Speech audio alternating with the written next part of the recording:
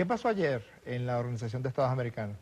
Bueno, muchas gracias por la invitación, Jorge. Como todo el mundo sabe, Venezuela había solicitado un consejo permanente justamente para promover una declaración de apoyo al diálogo que está siendo acompañado por la UNASUR y por los expresidentes Torrijos, Fernández y Zapatero.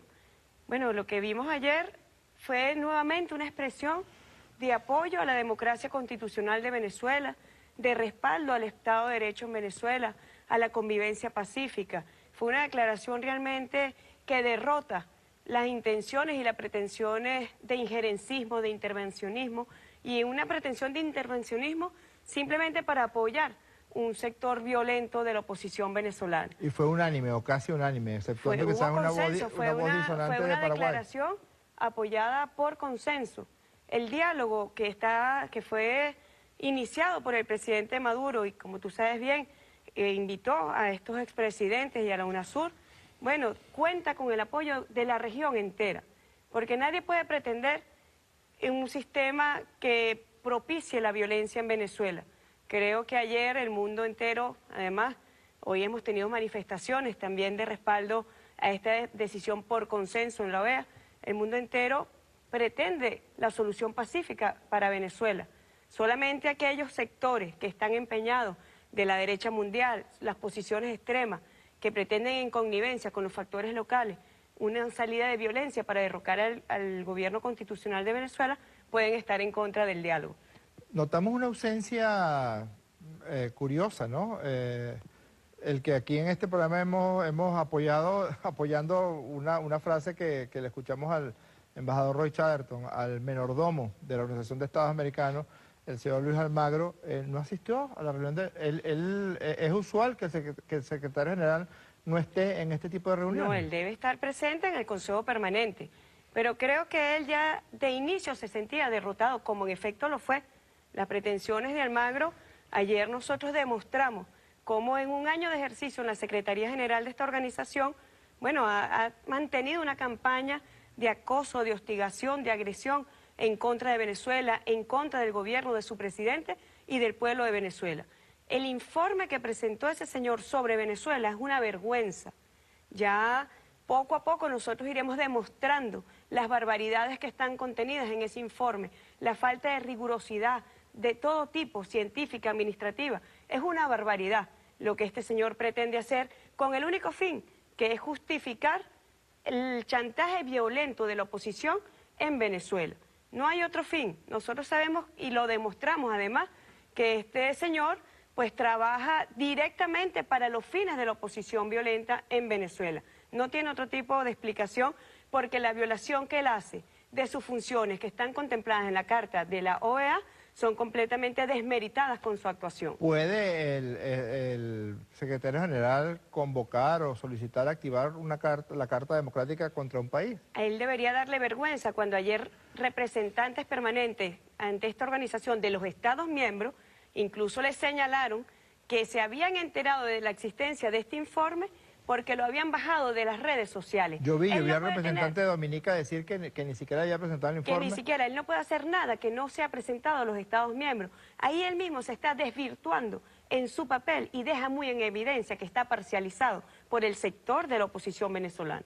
Si algo ha caracterizado a la Organización de Estados Americanos desde el año 48, con motivo de su creación y que coincidió con el asesinato de Jorge Eliezer Gaitán en Colombia y que tanto dolor y tanta violencia generó después el asesinato de ese gran hombre colombiano, Jorge Eliezer Gaitán, ha sido su permanente apoyo o su acompañamiento, en este caso, de todas las acciones depredadoras del imperio norteamericano en contra de otros países de este continente. Pero a mí me da la impresión, quizás porque lo estamos viviendo ahorita en lo actual, que hasta de ese triste expediente de la OEA, incluso con ese triste expediente, Almagro lo supera, ¿no? Bueno, lo que pasa es que fíjate, desde su fundación, la Organización de los Estados Americanos contiene en sí misma una contradicción.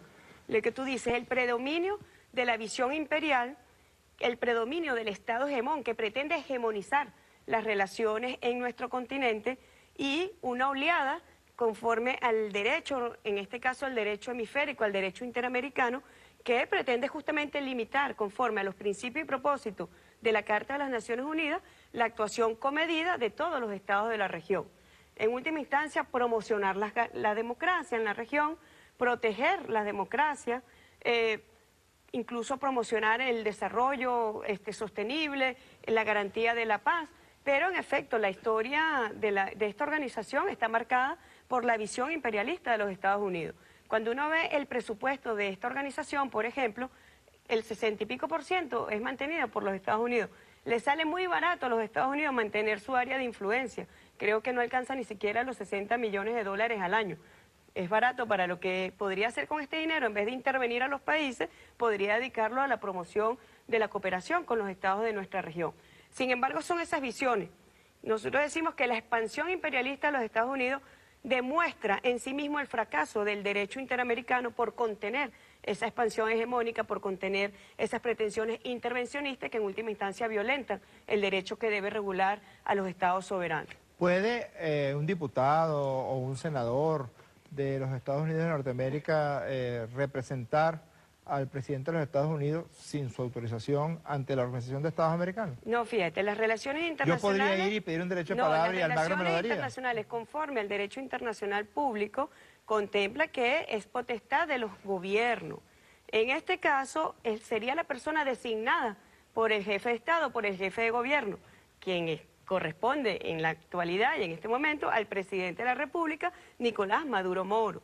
Eso responde también a tu pregunta, no cualquiera puede representar a los estados. Yo vi una solicitud de Ramos Alub de ir a hablar y entiendo que Almagro estaba en la mejor de las disposiciones de permitir que Ramos Alub fuera a hablar por... Almagro, no se sabe por quién. Almagro es un mercenario del sistema multilateral. Él representa la promoción fraudulenta de cualquier tipo de normativa que regula su actuación. Por eso es que ayer decíamos que cuando él pretende invocar, activar la Carta Democrática Interamericana para Venezuela, lo está haciendo de forma fraudulenta. Está violentando todo tipo de normas en su actuación en sí misma y en los supuestos que contemplan para poder activar este tipo de carta. ¿No le parece como muy peligroso que una persona de esta categoría, de esta calaña, completamente obsesionado con Venezuela, que promueve cualquier situación que nos aleje de la paz o que nos aleje en todo caso de la iniciativa del diálogo, siga a cargo de un organismo multilateral como la OEA? Bueno, creo que ayer los estados se lo dijeron en su cara, muy claro, se lo cantaron muy claro. Está pasando por encima de los estados. Un secretario general de esta organización, en todo caso, es un secretario. Es un secretario, tiene funciones de orden administrativa. Yo lo explicaba claramente, no, ni siquiera está a nivel de los cancilleres, pero él pretende dar órdenes en Venezuela que no le corresponden, desde ningún tipo de vista, y desde el punto de vista político, moral, de nuestra historia, nadie da órdenes en Venezuela. El pueblo de Venezuela, como bien lo decíamos, dio batalla por su independencia, por su libertad, por la defensa de su soberanía, por su autodeterminación. Y no puede pretender, este personaje de baja monta, no puede pretender venir a dar órdenes en nuestro país. Eso está completamente fuera de orden de cualquier tipo, Jorge, desde el punto de vista jurídico, desde el punto de vista político, desde el punto de vista moral. No hay forma alguna que este señor dé órdenes en Venezuela. ¿Y se esperaba a Ramos Alub, María Corina Machado, Luis Florido, Enrique Capriles, esta respuesta de todos los estados miembros de la OEA del día de ayer? Bueno, es que la arrogancia de la oposición venezolana siempre pretende que sus pedidos, que siempre son desmedidos y nunca conforme a la ley, siempre sean atendidos a la brevedad y con la inmediatez que ellos desean. Ayer la oposición venezolana sufrió una derrota en esta organización y bueno, lo vimos, sus reacciones fueron completamente destempladas. Las cosas que tuvimos que leer, que dijo el presidente de la Asamblea Nacional sobre algunos países, sobre algunos cancilleres, sobre algunos presidentes de la región. Ramos Alub le dijo micro micro al presidente de Argentina. Es una cosa que, bueno, creo que el mundo también empieza a ver de qué se trata justamente, quiénes son estos personajes de la oposición venezolana. Y por eso yo no dudo en decir que este señor que hoy preside la Asamblea Nacional, pues da vergüenza como venezolano, pero creo que ayer él dio vergüenza en el mundo con sus destempladas declaraciones sobre la actuación de los estados. ¿Y qué crees tú que sea el próximo paso? Porque no creo que se vayan a quedar tan tranquilos así los representantes de la derecha, que viajan con mucha frecuencia a Washington, viajan a los centros de poder imperial, viajan a los países donde logran activar el grupo de expresidentes vagos. Por ahí estaba el expresidente boliviano Quiroga, el presidente Pastrana, el expresidente paramilitar Uribe, señalando igual insultos en contra de la decisión de la OEA de ayer. Ellos le han hecho un grave daño al país.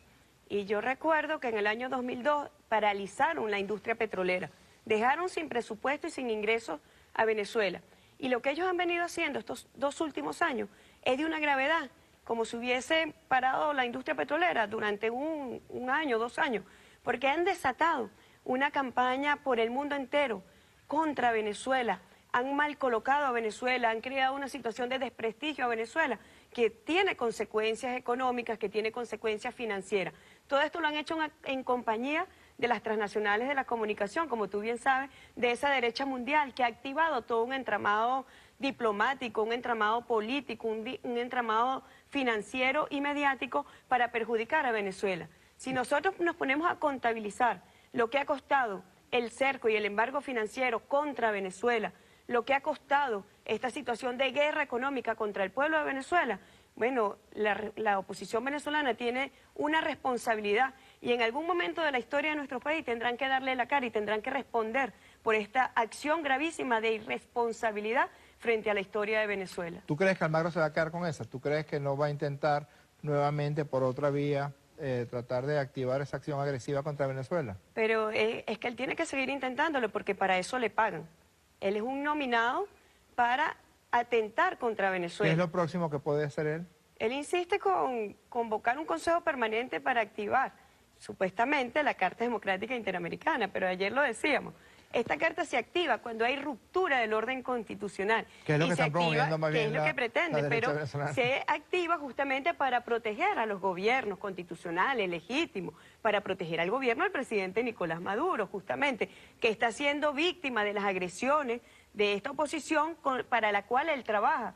Le decíamos el canciller de la MUD, porque es obvia, es notoria, es comunicacional los vínculos que este señor tiene. Incluso el evento que se realizó en Miami, Concordia 16, donde él era auspiciante, allí un expresidente conocido por su afán paramilitar y narcotraficante llama a invadir a Venezuela. De tal manera que la actuación de este señor ha llegado a unos límites de tal gravedad que él no va a detener su acción de agresión contra Venezuela, porque él está puesto allí para hacer un papel, él está puesto allí para cumplir unas instrucciones. Yo no sé y nosotros por eso hemos dicho ahora, disculpa, que vamos a defender a Venezuela en todos los escenarios internacionales, con la fuerza que nuestro pueblo nos da permanentemente. Yo no sé, canciller, si yo podría decir esto, pero yo creo que los pueblos de América Latina y especialmente el pueblo de Venezuela tienen que hacer todo lo que esté a su alcance para que a este señor lo voten de allí, porque ese señor, o sea, ¿cómo va a usurpar las funciones de un jefe de Estado o de un debería canciller? renunciar. Ya muchos jefes de Estado han enviado comunicaciones directamente a él solicitándole que se retracte con Venezuela, solicitándole que por favor encamine su actuación y encauce su actuación conforme a las normas que rigen su actuación. ¿Cómo va a renunciar? Para renunciar tendría que tener pudor que no tiene, dignidad que no tiene y decencia que no tiene. Muchas gracias, canciller Delcy Rodríguez.